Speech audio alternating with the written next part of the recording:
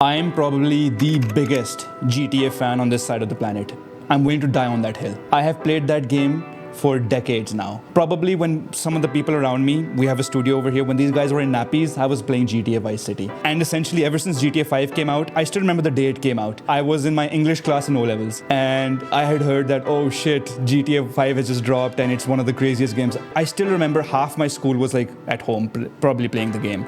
But now that GTA 6 is around the corner, we've got the new trailers revealing, we've got trailer 2 out. Here are some of the cars that will be making a return, and these are some of my personal favorites that I've noticed in the trailer over here. So let's get started. The first car we see is my personal favorite car. In GTA 5, this is probably, out of all the supercars I own, this is the one that I drive the most. It's not a supercar, it's a sports car, mainly because of how it handles and how it drifts. It is the Banshee. Now, right off the bat, it is based off of the second gen Viper. It's got the long hood, it's got the beautiful lighting signature, and it came in 2 variants. It's got the convertible and it also has the hard top. Back in the day, before the GTA 5 inflation hit, this thing didn't really cost much. It really was the bang for your buck option, and it really did deliver on all the points. Then later on, Rockstar introduced a really souped up version of this car, which was the 900R. We've got wider flared arches, we've got even more aggressive styling and a lot more customization options.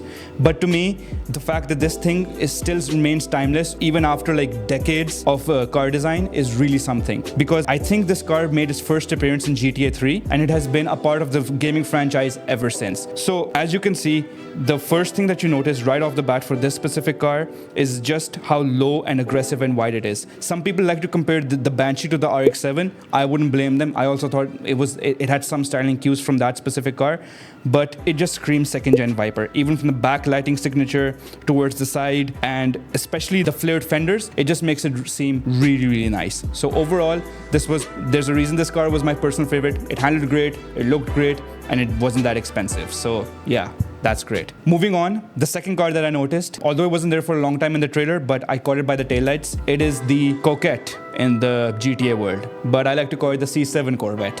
And like, who are they fooling at this point? GTA tries not to get sued. I don't know how they get away with it. If you look at the 2 cars side by side right over here, there's literally very few differences. Rockstar needs to teach us all the ways that they avoid getting a lawsuit, but honestly, they've nailed it right on the head. The original Corvette, in my opinion, the C7 still looks slightly better than the Cocket. Of course, there's probably like millions and millions of dollars of R&D and car design research behind the C7, but like Rockstar's rendition isn't bad either. Got the same general style bubbled hood in the middle. It's a front engine car. We've got a cold air intake right in the front.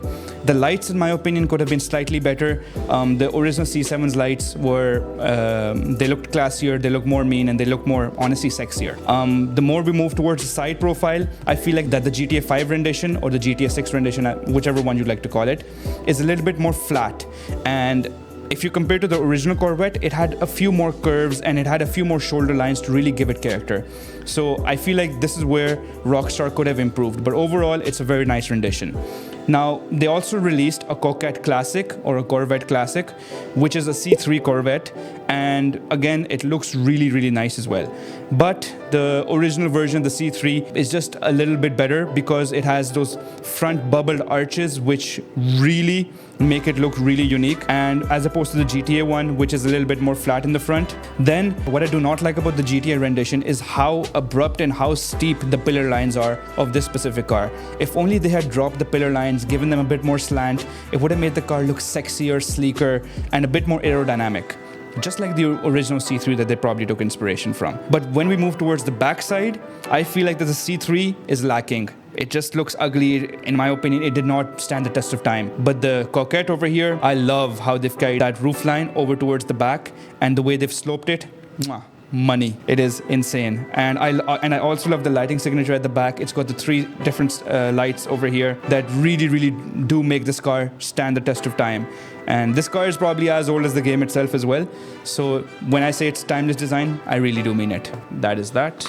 Next up, we've got 2 new cars coming to the franchise. These are the cars that do not exist in the game right now. So this is the part of the video I'm most excited about.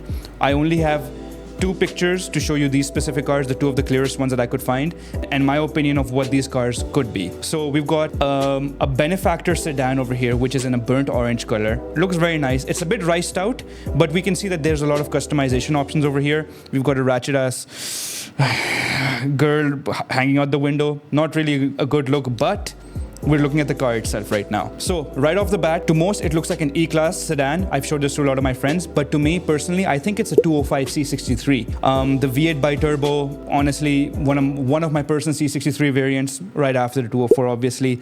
And I'm just glad that this specific variant is making an appearance in the franchise. So that is super sick. The next car that we're going to talk about is probably in the supercar category. It is some sort of a Pegasi, or Pegasi in the GTA world. It's a Lambo in the real world. And in my opinion, from what I can see, it has a lot of styling cues from the Aventador SV. The front lights, they look somewhat Gallardo-ish, but other than that, every single other line, especially the main shoulder line that goes to the back, is unmistakably Aventador SV. And another reason why I say it's the Aventador SV is because the front bumper over here, it is identical to the SV. So that is something that I'm personally looking forward to. Hopefully, these cars aren't subject to GTA 6 inflation. Hopefully, these cars are somewhat affordable on day one. We'll see.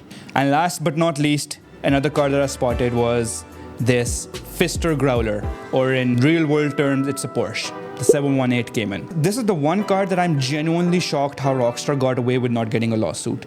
Put these two cars side by side and the layperson could not tell the two apart. I mean, I guess that's the same with every Porsche, but like these two in specific. It's got the same lights, it's got the same shoulder lines, it's got the same intake. The only thing that's slightly different is probably just like the way that they've angled the intake and the way that they've just redesigned the bumper. Other than that, it's fairly identical. And in my opinion, I think since this car came out later on in the release years of GTA, I think this is when Rockstar realized, okay, this is what we can get away with when it comes to not getting a lawsuit. This is what we can't get away with. So they probably had it figured out what they could get away with and what they couldn't get away with. And we move towards the back. This thing, you could not tell the two apart. Same lights, same exit exhaust, the center exit exhaust. It just looks sick. And the one on the right over here is slightly modified. It's been dropped. It has a nice ducktail, which is always a nice thing to do in GTA.